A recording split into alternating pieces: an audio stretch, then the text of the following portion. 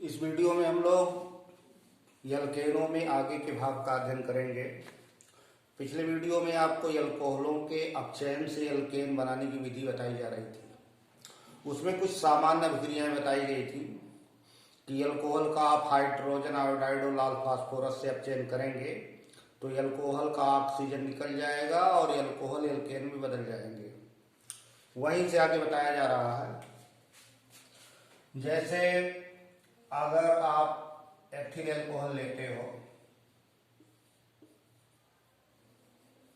Ethyl alcohol 2 carbon का alcohol है और इसका हाइड्रोजन आयोडाइड और लाल फास्फोरस से अपचयन करा दिया जाए, हाइड्रोजन आयोडाइड लाल फास्फोरस पीरियड, तो एथेन बनेगा, फास्फोरस ट्राई आयोडाइड और H2O बनता है। अब बैलेंस करने के लिए जैसे बताया गया था उस तरह से आप इसको दिखाएंगे। जैसे वहां दिखाया गया था कि अल्कोहल है, HI से रिएक्शन हुआ तो RH बना, H2O I2 ऐसे, और फास्फोरस आयोडीन से मिलकर के फास्फोरस ट्राई आयोडाइड बना दिया। इसको बैलेंस कर दिया जाए 2P3I2, इसमें 3 का मल्टीप्लिकेशन हो गया क्योंकि आयोडीन इसमें 3 है ऐसे, तो आयोडीन कैंसिल हो गई, मतलब अल्कोहल 3 लगेगा तो इसको 3 कर दो संतुलित समीकरण में, ये 2P रहेगा, ये 6HI रहेगी, फिर एल्केन 3 बनेगा, फास्फोरस ट्राई आयोडाइड 2 बनेगी और जल 3 बनेगा। इस तरह किसी अल्कोहल के अपचयन का आप हाइड्रोजन आयोडाइड और लाल फास्फोरस से अपचयन दिखा सकते हैं। HI और पीरियड द्वारा रिडक्शन करेंगे तो इस तरह अल्कोहल एल्केन में बदल जाएगा। मतलब वैसे शॉर्टकट देखिए तो एक ऑक्सीजन यही निकलेगा, तो एक ऑक्सीजन निकाल दो तो ये एथेन हो गया, CH3 हो गई। इसमें अगर आप फास्फोरस और हाइड्रोजन आयोडाइड को तीर पर लिख दीजिए तो भी आप दिखा सकते हो, संतुलित ना भी हो तो भी सही माना जाएगा।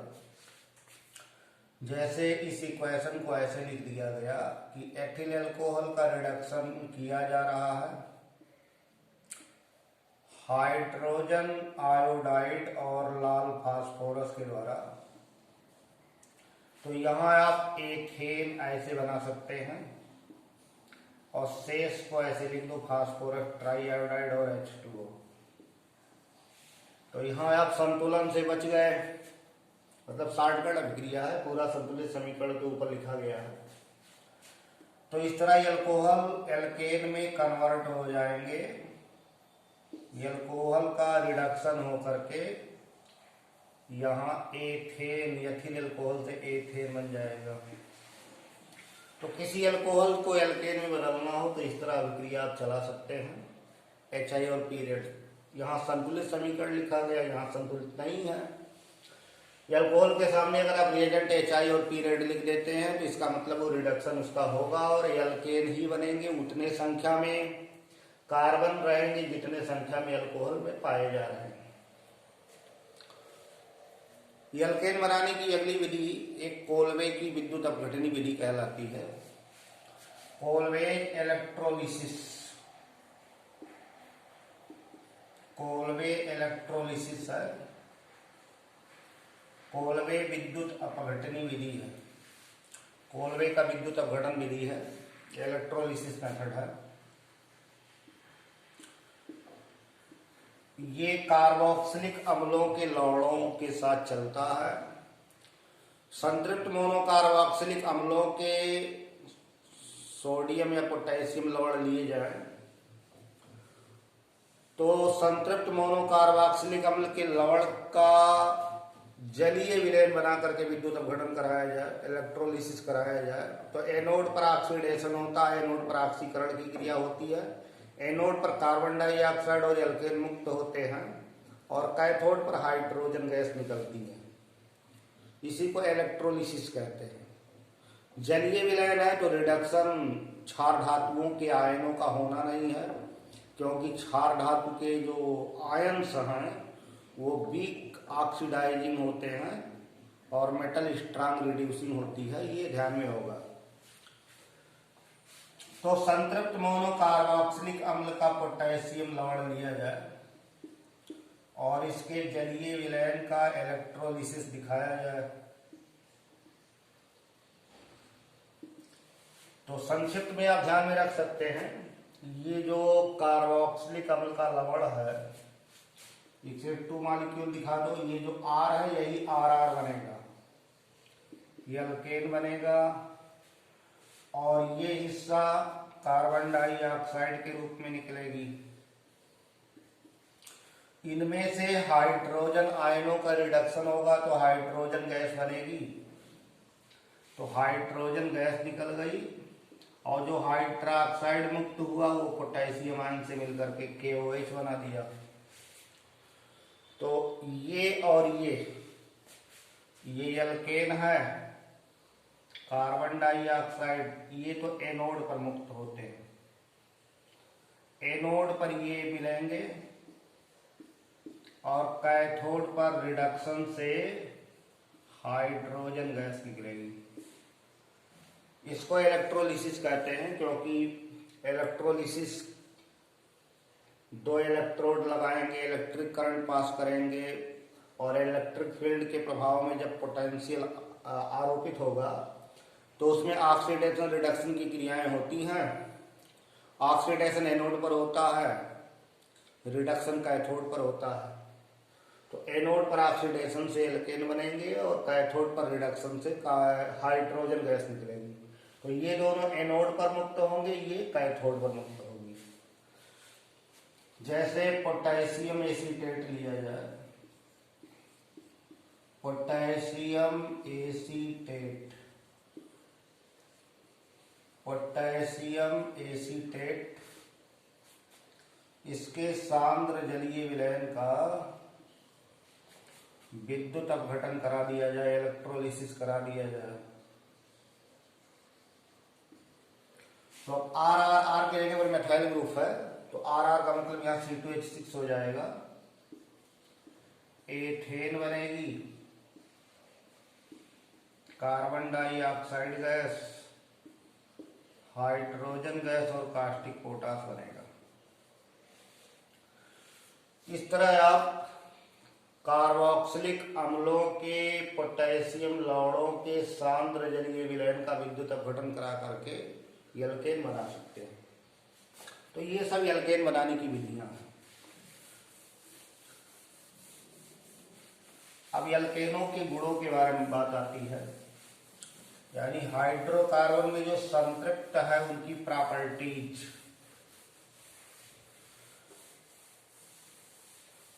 तो प्रॉपर्टीज में हम लोग 2 प्रॉपर्टियों का अध्ययन करते हैं, एक उसकी फिजिकल प्रॉपर्टीज, एक उसकी केमिकल प्रॉपर्टीज। भौतिक गुण, रासायनिक गुण। भौतिक गुण, भौतिक गुणों में आप जानते हैं कि जिस पदार्थ के भौतिक गुण की बात की जाएगी तो उसमें गलनांक, मेल्टिंग पॉइंट, क्वथनांक, बॉइलिंग पॉइंट, विलयता, सॉल्युबिलिटी, घनत्व, डेंसिटी, ये सब आता है। तो एल्केन के बारे में जानिए कि एल्केनें अध्रुवीय होती हैं, इनके एल्केनें नॉन पोलर होती हैं, यानी उनका डाइपोल मोमेंट ओवरऑल 0 रहेगा। एल्केनें अध्रुवीय होती हैं और एल्केन्स वाटर से विरोध भी व्यक्त करते हैं, मतलब हाइड्रोफोबिक होते हैं, जल विरोधी होते हैं, जल विरोधी हिस्से हैं। क्योंकि किसी कार्बनिक यौगिक में जब हाइड्रोकार्बन लक्षण बढ़ने लगता है तो उसकी जल में विलयता घटने लगती है। तो सीधी सी बात है कि जो एल्केन्स हैं, जो हाइड्रोकार्बन्स हैं, एलिफैटिक संतृप्त हाइड्रोकार्बन्स जिनको एल्केन कहते हैं, वो जल में विलीय नहीं होते, कार्बनिक विलायकों में विलीय रहेंगे, ऑर्गेनिक सॉल्वेंट में घुलेंगे। बॉइलिंग पॉइंट की जहां बात है, बॉइलिंग पॉइंट का मतलब क्वथनांक, बॉइलिंग पॉइंट का मतलब क्वथनांक। तो क्वथनांक किसी द्रव का वह निश्चित ताप जिस पर उसका वाष्प दाब वायुमंडलीय दाब के बराबर हो जाता है। यानी जब हम किसी द्रव को गर्म करते हैं तो उसका वाष्प दाब बढ़ता है, और जब वाष्प दाब बढ़ करके एटमॉस्फेरिक प्रेशर यानी वायुमंडलीय दाब के बराबर हो जाए तो वो क्वथन करने लगता है। तो इन जनरल अणुभार बढ़ने के साथ क्वथनांक बढ़ते हैं, ये सब पर लागू होता है। किसी यौगिक में उसका मॉलिक्यूलर वेट इंक्रीज करे तो बॉइलिंग पॉइंट इंक्रीज करेगा। लेकिन एल्केनों में चूंकि आइसोमर्स भी बनते हैं तो नॉर्मल एल्केनों का क्वथनांक ज्यादा होता है, और अणु में शाखाओं की संख्या जब बढ़ती है यानी अणु एक तरीके से स्फेरिकल हो जाता है, शाखाएं ज्यादा हो जाती हैं, तो उसका सतहीय क्षेत्रफल घट गया, उसका सरफेस एरिया कम हो गया, तो ऐसे में उनका बॉइलिंग पॉइंट कम हो जाता है। जैसे समवायवी में 3 कार्बनों तक तो कोई श्रृंखला समवायता चेन आइसोमेरिज्म नहीं होता, लेकिन 4 कार्बन की एल्केन जिसको ब्यूटेन कहते हैं उसमें आइसोमेरिज्म होता है, नॉर्मल ब्यूटेन आइसोब्यूटेन बनती है। 5 कार्बन में नॉर्मल पेंटेन आइसोपेंटेन नियोपेंटेन बनते हैं। तो जब अणु में शाखाओं की संख्या बढ़ती है तो अणु गोलाकार होने लगता है शाखाओं की संख्या बढ़ने के नाते, इसलिए नॉर्मल एल्केनों का क्वथनांक अधिक होता है और समावयवी शाखित श्रृंखला वाले एल्केनों का क्वथनांक घट जाता है। तो ये जानो आप कि नॉर्मल एल्केन्स का बॉइलिंग पॉइंट ज्यादा होता है आइसो एल्केन से, और आइसो एल्केन का ज्यादा होता है नियो। जैसे 5 कार्बन का उदाहरण दिया जाए तो पेंटेन, नॉर्मल पेंटेन इसका सूत्र है CH3 CH2 CH2 CH2 CH3। ये नॉर्मल पेंटेन है, 5 कार्बन इसमें है, ये नॉर्मल पेंटेन है, ये सीधी श्रृंखला वाला है। नॉर्मल एल्केनों का नॉकिंग भी अधिक होता है, अपस्फोटन भी ज्यादा होता है। और आइसोपेंटेन, तो आइसोपेंटेन में एक CH3 का ट्वाइस CH समूह ये आ जाएगा, 3 कार्बन हो गए, 4 और 5। ये आइसोपेंटेन का फार्मूला है, 2 मेथिल ब्यूटेन को आइसोपेंटेन कहते हैं।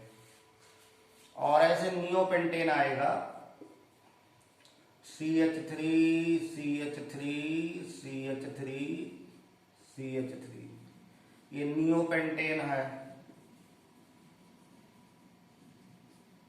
ये आइसोपेंटेन है। ये तीनों एक दूसरे के चैन आइसोमर हैं, ये तीनों श्रृंखला समवायवी हैं।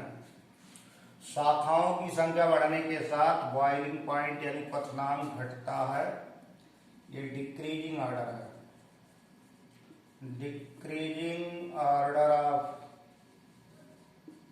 Boiling points.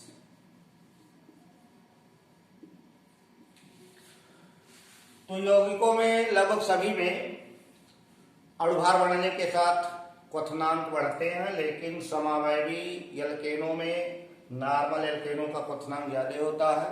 शाखाओं की संख्या बढ़ने के साथ अणु का सतहीय क्षेत्रफल यानी सरफेस एरिया डिक्रीज करता है, जिससे अणु के बीच जो लगने वाला अट्रैक्टिव फोर्स है, जो मॉलिक्यूलर फोर्स है, वो कमजोर हो जाता है, और मॉलिक्यूलर फोर्स कमजोर हो जाने के नाते इनके बॉइलिंग पॉइंट डिक्रीज कर जाते हैं। तो ब्रांच बढ़ेगी, शाखाएं बढ़ेंगी, फोर्सेज कमजोर होंगे, जिसके नाते इनका बॉइलिंग पॉइंट कम हो जाएगा। ये बॉइलिंग पॉइंट का हिसाब किताब है। ऐसे मेल्टिंग पॉइंट में एल्केनों का जो मेल्टिंग पॉइंट है वो जिगजैग मीन्स थोड़ा सा एक तरीके से अनियमित ढंग कह लिया जाए या इधर उधर कह लिया जाए। इधर उधर का मतलब ये हुआ कि जैसे पैकिंग से डिपेंड करता है, जितना ज्यादा पैकिंग क्लोज पैकिंग होती है, अणु के बीच जितने ज्यादा फोर्सेज ज्यादा होंगे तो वो पैकिंग पर डिपेंड करता है। अब देखो जैसे कार्बन की संख्या इवन है मान लो किसी अल्केन में और आड है, तो इवन जैसे मान लो 8 कार्बन है तो ऐसे इस तरह इनका चयन रहता है 1 2 3 4 5 6 7 8, ये इवन नंबर हो गया। तो सम संख्या में कार्बन पाए जा रहे हो जिस अल्केन में, उसमें जो सिरे के कार्बन है वो विपरीत दिशाओं में है, तो इसमें पैकिंग क्लोज हो जाती है, यानी घनिष्ठ पैकिंग हो जाती है। तो सम संख्या में कार्बन रखने वाले जो अल्केन है उनके गलनांक अपेक्षाकृत ऊंचे हो जाते हैं।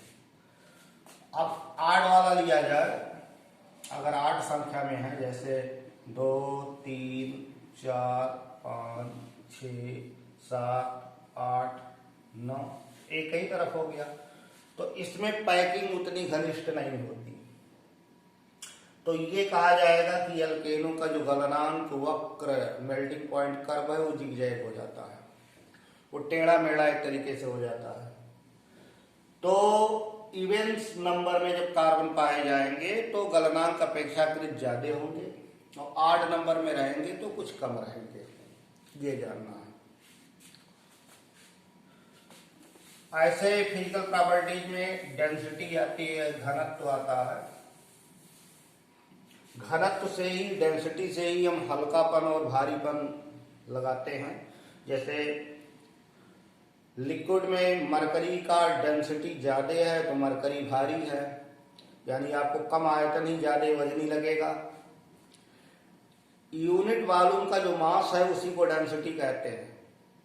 यूनिट वॉल्यूम में एकांक आयतन में जितने ज्यादा से ज्यादा जो मास है वो आ जाएगा, यानी सन्निहित होगा, जितना ज्यादा मास निहित होगा वो उसकी डेंसिटी कहलाएगी।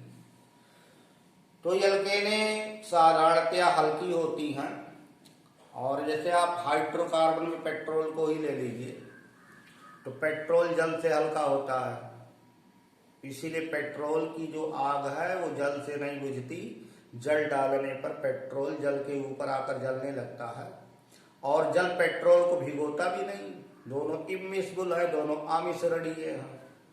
तो साधारणतः अल्केनें हल्की होती हैं, उनका घनत्व कम होता है। अब इनके रासायनिक गुणों की बात करेंगे, केमिकल प्रॉपर्टीज। रासायनिक गुण,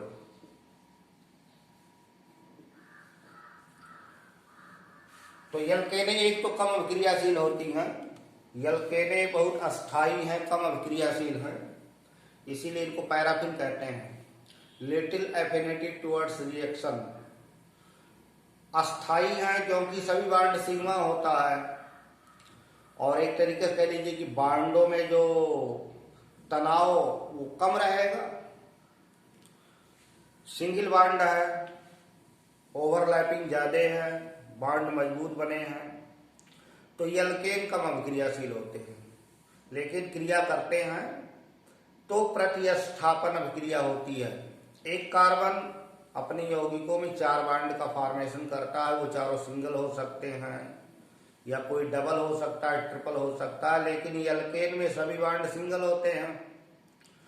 तो अल्केन या संतृप्त हाइड्रोकार्बन जिसमें कार्बन की चारों संयोजकताएं सिंगल बांड से पूरी होती हैं, उसका रिएक्शन होता है तो सब्स्टिट्यूशन होता है, प्रतिस्थापन होता है, यानी हाइड्रोजन हटेगा तो ही कोई जुड़ेगा, तो प्रतिस्थापन क्रियाएं होती हैं।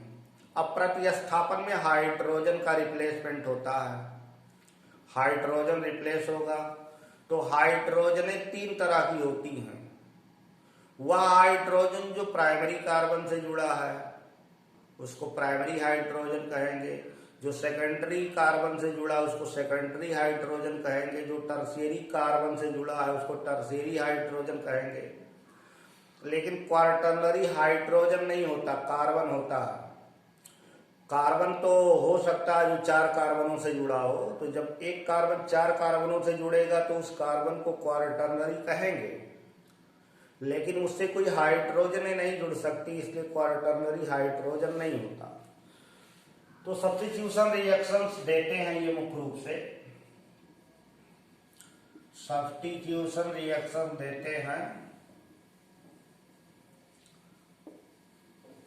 और सब्स्टिट्यूशन रिएक्शन में टर्शियरी हाइड्रोजन इजीली रिप्लेसेबल होती है, फिर सेकेंडरी हाइड्रोजन होती है, फिर प्राइमरी हाइड्रोजन होती है, फिर मीथेन की हाइड्रोजन होती है। मीथेन बहुत अस्थायी है, उसकी हाइड्रोजन आसानी से रिप्लेस नहीं होती। तो ये रिएक्टिविटी का ऑर्डर है, decreasing order of reactivity, decreasing order of reactivity सक्रियता का घटता क्रम है। रिप्लेसमेंट रिएक्शन में हैलोजिनेशन, नाइट्रेशन, सल्फोनेशन, ये सब इसमें चलेगा। तो पहला प्रॉपर्टी आपको कंबस्टन बताया जा रहा है, हाइड्रोकार्बनों का दहन, कंबस्टन। एल्केनों का दहन कराएंगे ऑक्सीजन में, तो जितना कार्बन है कार्बन डाइऑक्साइड बनाएगा, जितनी हाइड्रोजन है जल बनाएगी। तो एक जनरल इक्वेशन जानिए, किसी एल्केन का फार्मूला अगर CHHY है, ऑक्सीजन में इसका कंबस्टन हो रहा है, तो X कार्बन है तो XCO2 बनेगा, और हाइड्रोजन Y है तो Y2H2O लिखा जाएगा, क्योंकि इसमें 2 है ना, H2O में 2 H होता है, तो 2 कैंसिल हो जाएगा। और यहाँ बैलेंस कर दो, 2x ऑक्सीजन और Y/2 ऑक्सीजन, और O2 है तो 2 से डिवाइड कर दीजिए, तो X प्लस Y/4, केवल Y का डिवाइडेशन है 4 से। ये इक्वेशन बैलेंस है, किसी का आप इस आधार पर लिख सकते हैं। जैसे मीथेन का कंबस्टन कराया जाए, मीथेन को जलाया जाए, तो मीथेन का फार्मूला है CH4, ऑक्सीजन में जलाएंगे, इस आधार पर बनाया जाए तो 1 और ये 4 हो गया, तो 1 CO2 बनेगा और 4 का आधा 2H2O बनेगा, और यहाँ 1 और 4/4 मतलब 2 O2 लगेगा। इस तरह मीथेन का कंबस्टन इक्वेशन बन गया। तो इसी तरह सबका बनाया जा सकता है। एथेन का बना देंगे, 2 कार्बन डाइऑक्साइड, 3 H2O और 4 3 7 यानी 7/2 O2 लगेगा। तो ये दहन समीकरण है। तो इस वीडियो में हम लोगों ने दहन तक का अध्ययन किया, शेष अगले वीडियो में अध्ययन करेंगे।